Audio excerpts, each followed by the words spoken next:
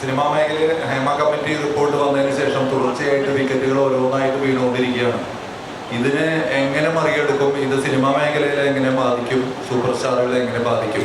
അറിയില്ല. എങ്ങനെ ബാധിക്കണമോ അങ്ങനെ തന്നെ ബാധിക്കണം. ഇത്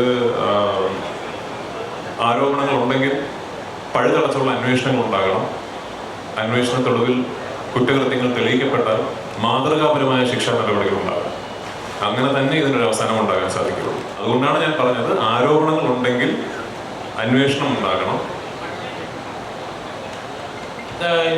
വിക്ടിമുകളുടെ പേരുകളല്ല. എന്നെ ആക്രമിക്കപ്പെട്ടു എന്ന് പറയുമ്പോൾ വേട്ടക്കാരന്റെ പേര് പറയുന്നുണ്ട്. വേട്ടക്കാരനാണെന്ന് പോലും അറിയത്തില്ല. പക്ഷെ അയാൾ അനുഭവിക്കുന്ന പ്രശ്നം ഉണ്ടാവുമല്ലോ. തീർച്ചയായിട്ടും. അത് അങ്ങനെ ഒരു പ്രോസസ് എന്തെങ്കിലും ചെയ്തിട്ടുണ്ടെങ്കിൽ തെളിവുകളും ഉണ്ടെങ്കിൽ എല്ലാ കാര്യമുള്ളൂ. അല്ലെങ്കിൽ അയാളുടെ ജോലി, അയാളുടെ പ്രൊഫഷൻ, അയാളുടെ കുടുംബം എല്ലാം ഒരു സൈഡിൽ നശിച്ചുകൊണ്ടിരിക്കുകയും അങ്ങനെ ഒരു പ്രോസസ് ശരിയാണെന്ന് വിശ്വസിക്കുന്നു. അതാണല്ലോ ഈ നാട്ടിലെ നിയമവ്യവസ്ഥയെ അനുശാസിക്കുന്ന പ്രോസസ്. അതാണ് ഞാൻ പറഞ്ഞത്, ആരോപണങ്ങൾ ഉണ്ടാവുകയാണെങ്കിൽ അന്വേഷണങ്ങൾ ഉണ്ടാകണം.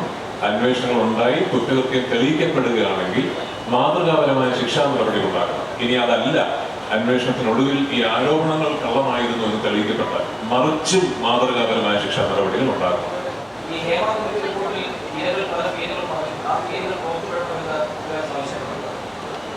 ഇല്ല, ഇരകളുടെ പേരുകൾ മാത്രമാണ് സംരക്ഷിക്കപ്പെടേണ്ടത് നമ്മുടെ നാട്ടിലെ നിയമവ്യവസ്ഥിതി അനുസരിച്ച്.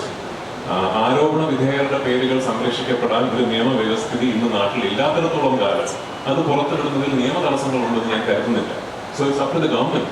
ആ കമ്മിറ്റി റിപ്പോർട്ടിലുള്ള പേരുകൾ പുറത്ത് വിടണോ വിടണ്ടേ എന്നുള്ള തീരുമാനം എടുക്കേണ്ടത് ഞാനോ നിങ്ങളോ അല്ല, അധികാരത്തിരിക്കുന്ന ആൾക്കാരാണ്.